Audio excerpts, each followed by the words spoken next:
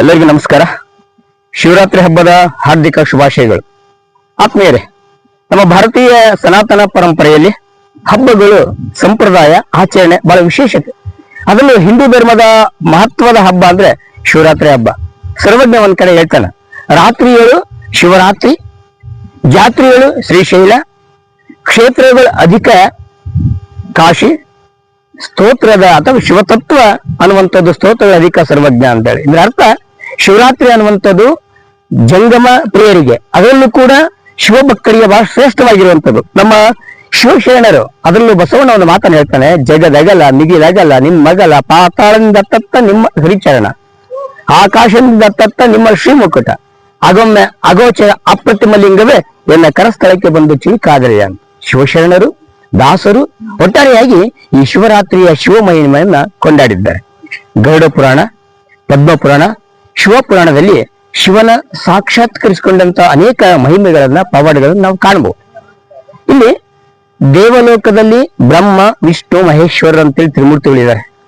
ಒಂದು ಬಾರಿ ಏನಾಯ್ತು ಅಂದ್ರೆ, ಬ್ರಹ್ಮ ಮತ್ತು ವಿಷ್ಣು ಈ ಒಂದು ದೇವತೆಗಳ ಸಮೂಹದಲ್ಲಿ ನಾನ್ ಹೆಚ್ಚು ನೀನ್ ಹೆಚ್ಚು ಅಂತೇಳಿ ಕಚ್ಚಾಡ್ತಾ ಇದ್ರು, ಅಥವಾ ನಾನು ಹೆಚ್ಚು ಅನ್ನುವಂತ ಮಾತನ್ನು ಹೇಳ್ತಾ ಇರ್ಬೇಕಾದ್ರೆ ಅಲ್ಲಿನ ಎಲ್ಲ ದೇವತೆಗಳು ಶಿವನ ಹತ್ರ ಹೇಳಿದ್ರು, ಇವರಿಬ್ಬರು ಈ ರೀತಿ ನಾನು ಹೆಚ್ಚು ನೀನ್ ಹೆಚ್ಚು ಅಂತ ಹೇಳ್ತಾರೆ.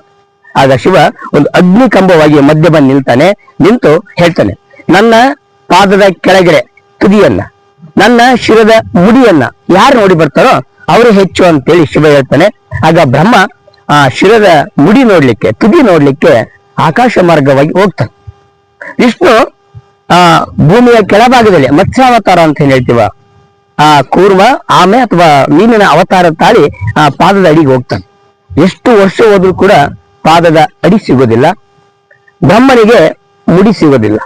ಹೀಗೆ ಹೋಗ್ಬೇಕಾದ್ರೆ ಶಿವನ ತಲೆಯ ಮೇಲೆ ಗಂಗೆಯ ಪಕ್ಕದಲ್ಲಿ ಒಂದು ಕೇದಿಗೆ, ಹಳದಿ ಬಣ್ಣದ ಒಂದು ಕೇದಿಗೆ ಹೂವು ಜಾರಿ ಕೆಳಗೆ ಬೀಳುತ್ತೆ. ಅದನ್ನ ತೆಗೆದುಕೊಳ್ತಾನೆ ಬ್ರಹ್ಮ. ನೀನ್ ಎಲ್ಲಿಂದ ಬಂದೆ ಅಂತೇಳಿ. ನಾನು ಶಿವನ ಮುಡಿಯಿಂದ ಬಂದೆ ಅಂತೇಳಿ.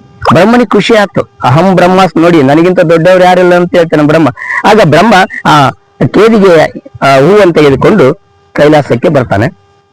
ಈ ಕಡೆ ವಿಷ್ಣು ಹೋದಂತವನು ಎಷ್ಟು ವರ್ಷ, ಎಷ್ಟು ಶತಮಾನಗಳು, ಎಷ್ಟು ಯುಗಗಳಾದ್ರೂ ನಾನು ಪಾದ ನೋಡ್ಲಿಲ್ಲ, ಈ ಪಾದ ಪುಣ್ಯ ಪಾದ ಅಂತ ರೀತಿಯಲ್ಲಿ ಬರ್ತಾನೆ. ಆಗ ಶಿವ ಮತ್ತು ದೇವತೆಗಳೆಲ್ಲ ಕೇಳ್ತಾರೆ, ನೀನು ಮುಡಿ ನೋಡಿ ಬಂದೆ ಅಂತ ಕೇಳಿದಾಗ, ಹೌದು ನಾನು ನೋಡಿ ಬಂದೆ. ಅದಕ್ಕೆ ಸಾಕ್ಷಿ ಏನು? ಆ ಶಿವನ ತಲೆ ಮೇಲೆ ಇರುವಂತ ಈ ಕೇದಿಗೆ ಹೂವೇ ಸಾಕ್ಷಿ ಅಂತೇಳಿ ತೋರಿಸ್ತಾನೆ. ಆಗ ಶಿವ ಕೆಂಡಮಂಡಲವಾಗಿ ಆ ಕೇದಿಗೆಗೆ ಶಾಪ ಕೊಡ್ತಾನೆ. ಯಾವುದೇ ಹೂವನ್ನ ನಾವು ಮುಖ ಮುಂದೆ ಮಾಡಿ ಮುಡಿದ್ರೆ ಆ ಕೇದಿಗೆ ಹೂವನ್ನ ಕಟ್ ಮಾಡಿ ಈ ಜಡಿಗೆ ಎಳಿತಾರೆ ನೋಡಿ, ಆ ಕಟ್ ಮಾಡಿ ಬೆನ್ನು ಮೇಲೆ ಮಾಡಿ ಮುಡಿತಾರೆ. ಆ ಶಿವ ಕೊಟ್ಟಂತ ಶಾಪ. ಇನ್ನು ನೀನು ಸುಳ್ಳು ಹೇಳ್ತಾ ಇದೀಯ ಅಂತ ತಿಳ್ಕೊಂಡು ಆ ಬ್ರಹ್ಮನ 4 ತಲೆಯ ಒಂದು ತಲೆಯನ್ನ ಶಿವ ತೆಗಿತಾನ ಅಂತ ಪುರಾಣದಲ್ಲಿ ಕಂಡು ಬರುತ್ತೆ. ಆ ಶಿವ ತೆಗೆದಂತ ತಲೆಯ ಆ ರುಂಡ ಇದೆಯಲ್ಲ, ಆ ರುಂಡವನ್ನೇ ಕಪಾಲಿ ಅಂತೇಳಿ ಶಿವನು ಭಿಕ್ಷಕ್ಕೆ ಬಂದ ನೀಡುವರೆ ಒಂದು ಕಥೆಯಲ್ಲಿ ಬರುವಂತದ್ದು. ಇನ್ನು ವಿಷ್ಣು ಕೆಳಗೆ ಹೋಗಿ ಬಂದಿರ್ತಾನಲ್ಲ, ನಾನು ಪಾದವನ್ನು ನೋಡಿಲ್ಲ, ಅದಕ್ಕೆ ಬಸವಣ್ಣ ಬರೆದಿರೋದು, ಜಗದಗಲ ಮಿಗಿಯಗಲ ಮುಗಿಲಾಗಲ ನಿಮ್ಮಗಲ, ಪಾತಾಳದಿಂದ ಅತ್ತತ್ತ ನಿಮ್ಮ ಶ್ರೀಚರಣ, ಆಕಾಶದಿಂದ ಅತ್ತತ್ತ ನಿಮ್ಮ ಶ್ರೀಮುಕಟ, ಅಗೊಮ್ಮೆ ಅಗೋಚರ ಅಪ್ರತಿಮ ಲಿಂಗವೇ ಎನ್ನ ಕರಸ್ಥಳಕ್ಕೆ ಬಂದು ಚಿಳಿಕಾದಯ್ಯ ಅಂತ ಲಿಂಗ ಮಹಿಮೆಯನ್ನ, ಶಿವ ಮಹಿಮೆಯನ್ನ ಸಾರಿರುವಂತದ್ದು ಕೂಡ. ಇನ್ನು ಶಿವರಾತ್ರಿ ಮಾಘ ಮಾಸದಲ್ಲಿ ಬರುವಂತದ್ದು. ಎಲ್ಲ ಎಲೆಗಳು ಪ್ರಕೃತಿಯಲ್ಲಿ ಹಣ್ಣೆಲೆಯಾಗಿ ಉದುರ್ತಾವು. ಹೊಸ ವರ್ಷಕ್ಕೆ ಮುನ್ನವೇ ಈ ಶಿವರಾತ್ರಿ ಬರ್ತದೆ. ಇಲ್ಲಿ ಅನೇಕ ದಂತಕಥೆಗಳು ಬರ್ತಾವ ಅಂತ ಹೇಳಿದೆ. ಬೇಡರ ಕಣ್ಣಪ್ಪ ಬೇಟೆಗಾರ ಬೆಳಗ್ಗೆಯಿಂದ ಸಂಜೆವರೆಗೂ ಬಿಸಿಲಿನ ದಾಹವನ್ನು ಸಹಿಸಿಕೊಂಡು ಒಂದು ಮರದ ಮೇಲೆ ಕೂಡ್ತಾರೆ. ಯಾಕಂದ್ರೆ ಬಹಳಷ್ಟು ವಿಷ ಜಂತುಗಳು ಬಂದಿರ್ತವೆ, ವಿಷ ಪ್ರಾಣಿಗಳು ಬಂದಿರ್ತವೆ, ಖಗಮೃಗಗಳು ಬಂದಿರ್ತವೆ. ಅದನ್ನ ತಪ್ಪಿಸೋದಕ್ಕೋಸ್ಕರ ಮೇಲೆ ಹತ್ತಿ ನಿಂತಿರ್ತಾನೆ ಮರದಲ್ಲಿ ಕುಂತ್ಕೊಂಡು. ಅದು ಬಿಲ್ಲು ವೃಕ್ಷ ಅಂತ ಅವನಿಗೆ ಗೊತ್ತಿಲ್ಲ. ಸಮಯ ಹರಣ ಮಾಡ್ಲಿಕ್ಕೆ, ಕಾಲ ಹರಣ ಮಾಡ್ಲಿಕ್ಕೆ ಅವನು ಒಂದೊಂದೇ ಬಿಲ್ವ ಪತ್ರ ಎಲೆಗಳನ್ನ ಕೆಳಗಡೆ ಹಾಕ್ತಾನೆ. ಅದು ಕೆಳಗಿರುವಂತ ಈಶ್ವರ ಲಿಂಗಿಗೆ ಬೀಳ್ತಾನೆ.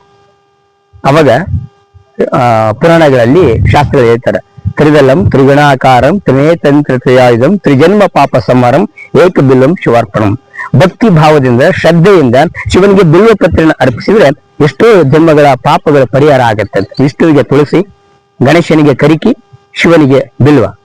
ಮತ್ತು ನಮ್ಮ ಸಮುದ್ರ ಮಂಥನ ಮಾಡುವ ಸಂದರ್ಭದಲ್ಲಿ ಶಿವಪುರಾಣದಲ್ಲಿ ಒಂದು ಸಂದರ್ಭ ಬರುತ್ತೆ. ಒಂದ್ ಕಡೆ ರಕ್ಕಸರು, ಮತ್ತೊಂದ್ ಕಡೆ ದೇವತೆಗಳು ಆ ಒಂದು ಕಡಗೋಲನ್ನ ಮಾಡಿಕೊಂಡು ಸಮುದ್ರದಲ್ಲಿ ಮಂಥನ ಮಾಡ್ತಾರೆ. ಅವಾಗ ಆಳಹಾಳ ವಿಷ ಬರುತ್ತೆ. ದೇವತೆಗಳು ಯಾರು ಮುಂದೆ ಬರುವುದಿಲ್ಲ, ರಕ್ಕಸರಂತೂ ದೂರ ಇರ್ತಾರೆ. ಆಗ ಶಿವನೇ ಶಂಖದಿಂದ ಅದನ್ನ ಪಾನ ಮಾಡ್ತಾರೆ. ಅಷ್ಟೊತ್ತಿಗೆ ಓಡಿ ಬಂದು ಪಾರ್ವತಿ ಶಿವನ ಕಂಠವನ್ನು ಹಿಡಿದು ವಿಷಯವನ್ನು ಅಲ್ಲೇ ನಿಲ್ಲಿಸ್ತಾಳೆ. ಅಂದಿನಿಂದ ಅವನಿಗೆ ವಿಷಕಂಠನಾದ ಅನ್ನುವಂಥದ್ದು ಬರುತ್ತೆ. ಇನ್ನು ಹಿಮವಂತನ ಮಗಳು ಪರ್ವತರಾಜನ ಮಗಳ ಪಾರ್ವತಿ ಮದುವಾದ ದಿನವೇ ಈ ಸುದಿನ ಶಿವರಾತ್ರಿ ಅಂತ ಹೇಳ್ತಾರೆ.